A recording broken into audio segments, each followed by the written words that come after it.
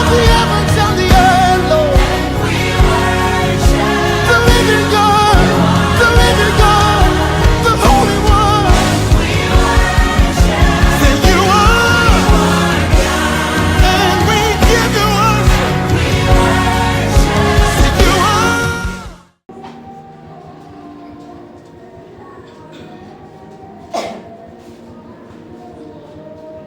Bien-aimés, il leur recommanda de ne pas s'éloigner.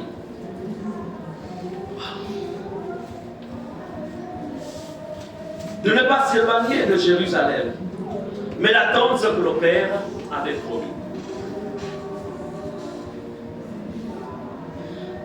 La plus grosse erreur qu'un chrétien peut commettre, c'est de vouloir s'engager dans des entreprises de tout genre, sans être rassuré que le Saint-Esprit l'accompagne dans ces entreprises. Quelle erreur d'oser rentrer dans le mariage sans être sûr que le Saint-Esprit t'a rempli pour ça. Waouh! Quelle erreur d'oser entreprendre un voyage sans être sûr que le Saint-Esprit agrée ce voyage. Quelle erreur de vouloir engendrer une famille. Tu fais des enfants mais sans être sûr que le Saint-Esprit t'accompagne dans l'éducation ou la formation de ces enfants. Quelle tragédie. Quelle erreur de vouloir suivre une carrière sans être sûr que le Saint-Esprit est avec toi dans cette carrière que tu poursuis. Quelle tragédie. Saint-Esprit, tu dois être sûr que dans tout ce que tu entreprends, tu dois être sûr qu'il est avec toi. Le Saint-Esprit, Dieu l'a envoyé parce qu'il doit être ton guide. S'il n'est pas ton guide, sache que tu vas être à la merci du diable.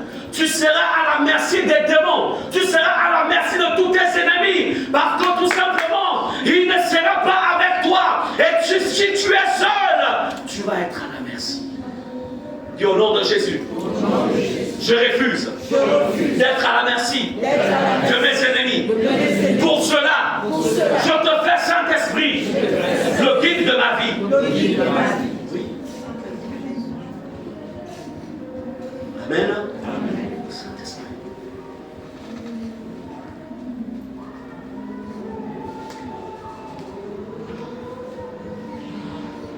Bien-aimés,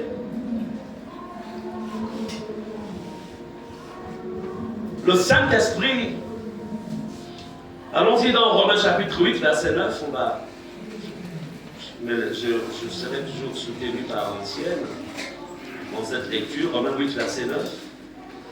La parole du Dieu déclare: pour vous, vous ne vivez pas selon la chair, mais selon l'esprit, si du moins l'esprit de Dieu habite en vous.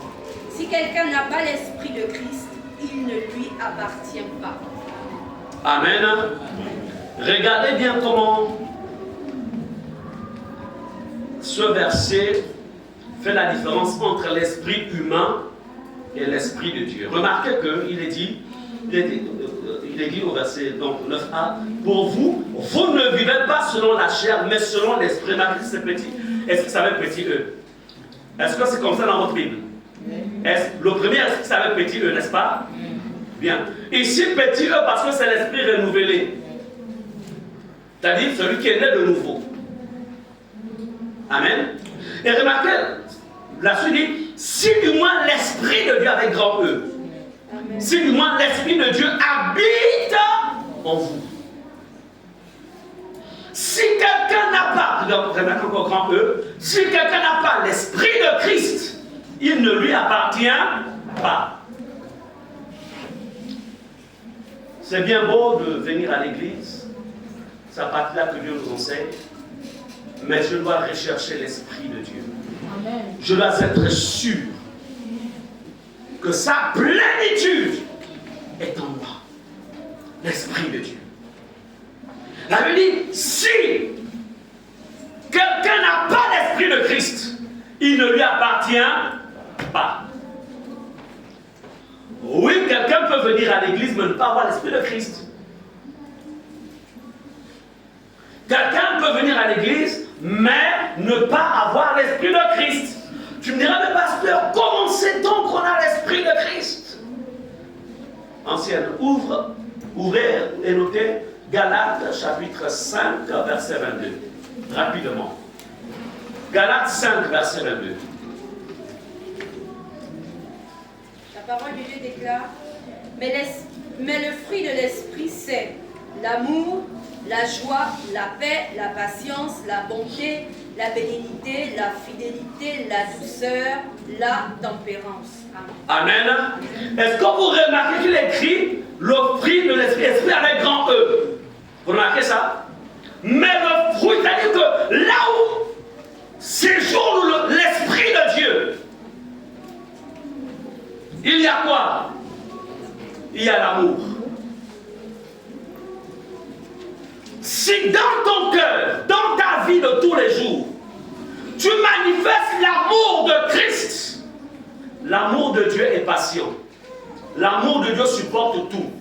L'amour de Dieu croit tout. 1 Corinthiens 13. L'amour de Dieu,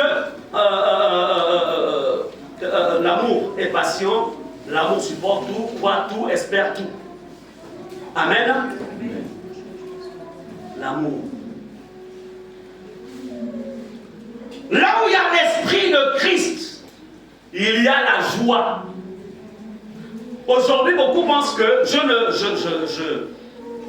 vous savez, on va faire la différence entre les dons, l'expression des dons et la présence même de l'Esprit de Dieu. Parce que beaucoup, en fait, se sont réfugiés derrière les dons. Et même, malheureusement, parfois, derrière ces dons, il y a beaucoup même, en fait, dont les dons sont, on appelle ça comment? Ça, c'est émoussé. Donc, il n'y a plus de vie à l'intérieur. La preuve que quelqu'un a l'Esprit de Dieu, ce n'est pas d'abord le fait de guérir les malades. Ce n'est pas d'abord le fait de chasser les démons. Ce n'est pas parce qu'il y a certains qui, en fait, vous pensez qu'ils chassent les démons en tant qu'ils font de l'exorcisme. Il y a une différence entre chasser les démons et faire de l'exorcisme. Il n'y a que ceux qui ont l'Esprit de Dieu qui chassent les démons. Mais ceux qui n'ont pas l'Esprit de Dieu font de l'exorcisme. Mais comment savoir que tel homme de Dieu, telle femme de Dieu, tel enfant de Dieu, tel croyant, comment savoir qu'il a l'Esprit de Christ? L'amour, la paix, un homme de paix, une femme de paix. Pas un homme qui a toujours des problèmes. Mais il vient à l'église, hein? Ou une femme querelleuse.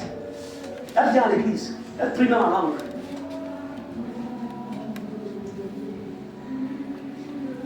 La paix. Est-ce que tu es un homme de paix? Est-ce que tu es une femme de paix? La patience, c'est-à-dire la capacité de supporter les autres, de supporter les trahisons, de supporter.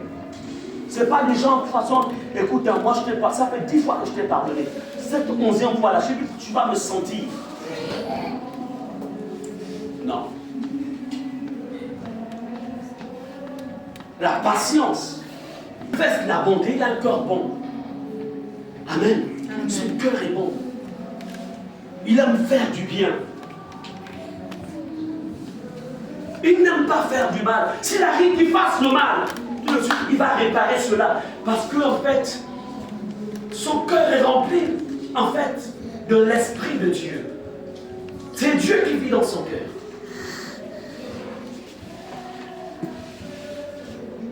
la bénignité, la fidélité, la douceur, la tempérance. Je voudrais vous dire une chose. Est-ce que tu as l'Esprit de Dieu? Quelle est la dimension de l'Esprit de Dieu en toi? C'est pourquoi ce matin, tu as besoin de dire Seigneur, remplis-moi de ton esprit. Amen. Amen. Parce que voyez-vous, tu peux avoir, c'est-à-dire que tu peux avoir eu le Saint-Esprit en toi, mais avec le temps, son action en toi, en fait, ça diminue. Son influence diminue. C'est pas parce que lui, il veut diminuer, mais c'est parce qu'en fait, tu ne l'entretiens plus. C'est un ami. Jésus a dit, je ne vous appelle plus serviteur, mais ami. Dans une amitié, en fait, les relations, ça s'entretient. C'est avec lui aussi. Et si tu n'entretiens plus cette relation, en fait, tu ne peux plus le sentir. Amen. Amen. Le signe d'appartenance à Dieu, ce n'est pas d'abord venir à l'église tous les jours. Quoique c'est important que tu viennes à l'église parce que c'est sa maison. Là, il a dit que là où deux ou trois personnes s'assembleront à mon nom, je serai présent au milieu. Ne pas venir à l'église, c'est décider de déshonorer en fait le Seigneur. Il faut le comprendre. Mais, au-delà du fait de venir à l'église, tu dois être sûr que l'Esprit de Dieu est en toi. Et quand il est en toi, il faut la plénitude. Parce qu'il peut être en quelqu'un, mais il est au niveau des chevilles. Le niveau peut être aussi au niveau des genoux, ça peut être au niveau des hanches, comme aussi c'est la plénitude. Ce matin et chaque jour, ce que vous devez rechercher, c'est la plénitude. C'est nager dans le Saint-Esprit. Amen. Répète au nom de Jésus. Aide-moi, Seigneur, à nager dans le Saint-Esprit, dans les eaux du Saint-Esprit. Amen. Lorsque tu nages là-dedans, lorsque tu es dans la plénitude du Saint-Esprit, je peux te dire une chose. Le monde éternel dans son ensemble aura peur de toi. Il va te toucher comme. Tout ce que tu demanderas au Père, il te donnera cela. Aucune circonstance, aucun homme, aucune femme, rien ne peut en fait te déstabiliser. Au contraire, en fait, tu vas tout simplement, comment on va dire ça? C'est-à-dire que tu auras compassion. Est-ce qu'on est ensemble? Tu auras compassion. Compassion des personnes qui sont en fait, qui passent leur temps. Vous savez, lorsque quelqu'un est conscient de l'armure qui l'environne, vous savez, autour de chaque homme, de chaque femme, Dieu a prévu, de chacun de ses enfants, Dieu a prévu ce qu'on appelle une clôture. Et lorsque quelqu'un se met par exemple à te critiquer, quelqu'un t'en veut, tu n'as même pas besoin d'ouvrir la bouche. Lui-même en fait, il va se coller contre ta clôture. Il va y avoir ce qu'on appelle un effet de boomerang. Regardez, parce que beaucoup d'enfants de Dieu, en fait, n'ont plus cette communion, ne sont plus conscients de cette plénitude. Ils sont dans les disputes. Oui, de toute façon, toi tu vas voir ça. Oui, de toute façon, oui, va même, va dire au pasteur, va même, va.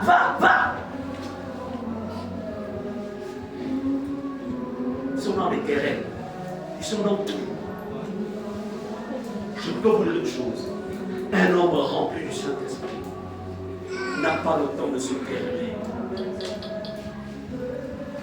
Parce qu'il sait que c'est quelque chose qui veut lui échapper dans le plan naturel. Il rattrape ça dans le plan spirituel. Il sait, c'est un homme spirituel. Et il sait que qui s'y frotte, s'y pique.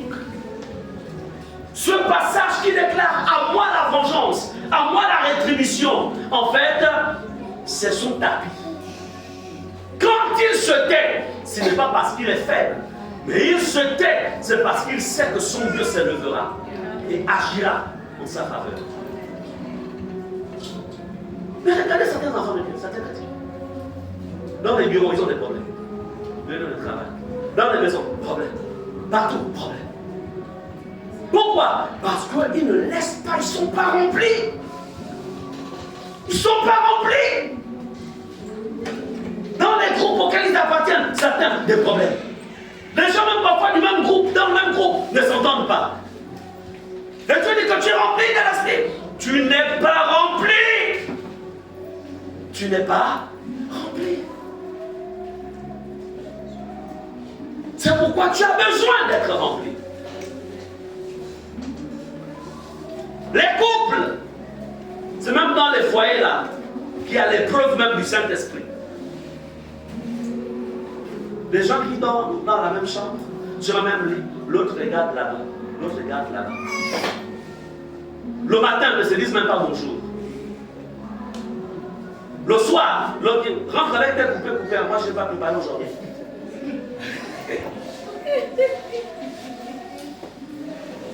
Hein, tu m'as épousé, je suis ta ménagère. Et l'autre aussi la même chose. De toute façon, je ne suis pas ton père. Hein. Enfant de Dieu. Le problème, c'est quoi? Le problème, c'est qu'il n'y a pas de plénitude. Amen. Là où il y a plénitude, il y a compréhension, il y a harmonie, il y a complémentarité. Est-ce qu'on est ensemble? Il y a douceur, la plénitude. Recherchons ce guide. Faisons de lui le guide. Allons-y dans Jean 16, verset 13. Jean 16, verset 13. La parole de Dieu déclare: quand le consolateur sera venu, l'Esprit de vérité, il vous conduira dans toute la vérité. Car il ne parlera pas de lui-même, mais il dira tout ce qu'il aura entendu. Et il vous annoncera les choses à venir. Merci. Le consolateur ici, c'est l'Esprit de Dieu, le Saint-Esprit. Jésus dit, l'une des missions que le Saint-Esprit accomplira dans ta vie, il vous conduira dans toute la vérité. Il vous conduira. Combien de personnes, de chrétiens, se sont fait, ont investi dans beaucoup d'endroits, certains les 1 million, 2 millions, 500 000, 100 000 et autres, et à la fin, l'argent s'en va comme ça s'en va bien. Tu n'as pas été conduit.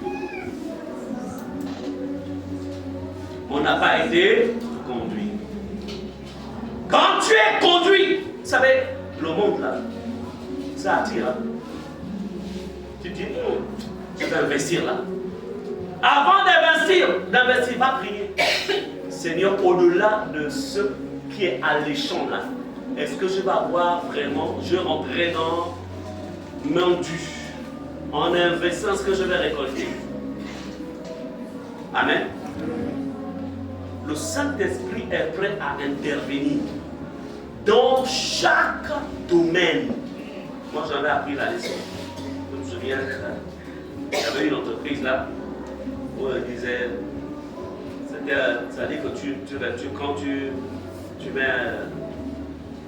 investis un montant, les temps qui vont suivre. Ensuite, c'est 2 semaines après, 3 semaines après, ça monte. Hein? Hein? Je suis allé. Vous savez, les femmes, nous les hommes là, il faut écouter vos femmes. Les femmes, elles disent ça, vraiment trop. C'est trop fort. Ce que Dieu leur a donné, là, Dieu ne nous a pas donné. Ma femme avec son frère me dit, ah, chérie, ton histoire là. Je dis non, ça va aller. Tu vois, il y a tel pasteur aussi, lui aussi il a investi, il a reçu. Laisse-moi seulement aller. Et la première fois que je suis allé mettre, ça paraissait donner quelque chose de positif. Je suis chérie, ça a commencé. Après, on va déposer un gros montant. Et tu me dis, chérie, quand ça va rentrer là, les enfants qui apprennent, je dis, maman, pendant au moins 6 mois, on est dans la paix. On va même ouvrir toute l'école. On a déjà, c'est 1 million de francs l'année. J'ai dit, chérie, ça arrive. 1 mois, 2 mois. Quand l'information arrive, le scandale a commencé là. Je n'étais pas conduit. Dieu me parlait par ma femme pour dire, hé, reste tranquille. Reste. Mais ça, le point avec les hommes, c'est que quand un homme croit, c'est ça le problème. Amen. Mais depuis ce jour-là, il y a d'autres qui sont venus après là, des amis me disent, les collègues me disent, pardon, j'ai bien appris la leçon. Plus jamais. Argent facile, là, terminé. Si j'ai l'argent, je vais investir, ça va travailler et puis terminer. C'est pour dire que être conduit par le Saint-Esprit, il peut arriver que tu commettes des erreurs. Amen. Mais évite d'en commettre encore. C'est pas quand vous êtes marié, il faut parfois l'esprit de Dieu peut faire au travers de ta femme ou au travers de ton mari. Les affaires où tu es marié, mais tu fais les choses seul. Tu viendras me dire un jour, parce que je pense que j'ai besoin de diligence. Parce que là, ça se complique. Donc, c'est pour dire tout simplement que être conduit par le Saint-Esprit, ça touche tous les domaines. Il veut te guider. Il veut te conduire. Donc, le verset 13 nous dit, il te conduira dans toute la vérité. Donc, s'il y a du mensonge sur ton chemin, s'il y a du mensonge, c'est-à-dire qu'il y a un piège qui est placé contre toi, tu ne tomberas pas. Il te parlera. Il te dira, Amen. Tu diras non, ne prends pas ce chemin. La conduite, être conduite par le Saint-Esprit. Est-ce qu'on est ensemble?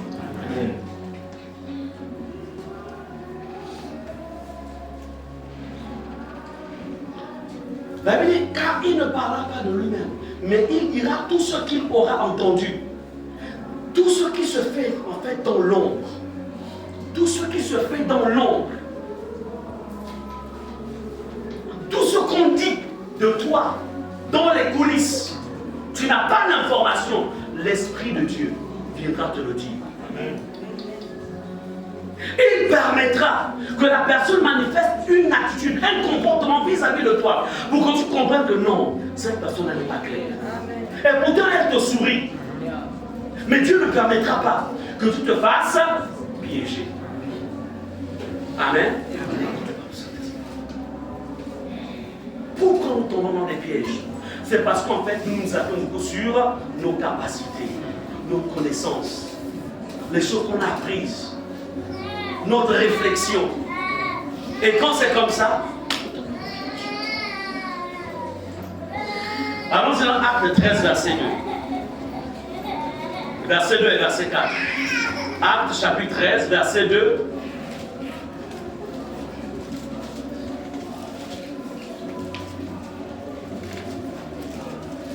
Acte 13, verset 2. Pendant qu'ils servaient le Seigneur dans leur ministère et qu'ils jeûnaient, le Saint-Esprit dit, mettez-moi à part Barnabas et Saul pour l'œuvre à laquelle je les ai appelés. Verset 4. Barnabas et Saul, envoyés par le Saint-Esprit, descendirent à Séleucie. Et de là, ils s'embarquèrent pour l'île de Chypre. Amen. Regardez comment le Saint-Esprit guide en fait Paul et Barnabas. Il les guide. le Saint Paul doit aller en mission. Il est choisi. Mais dans ce choix, dans cet appel, il ne sait pas où aller. Il ne sait pas. Il sait qu'il a l'appel. C'est la même chose en fait comme nous, comme toi. Il y a des domaines dans ta vie où en vérité tu as besoin. Tu sais que tu dois faire quelque chose. Tu sais que tu dois entreprendre. Tu sais que tu dois voyager.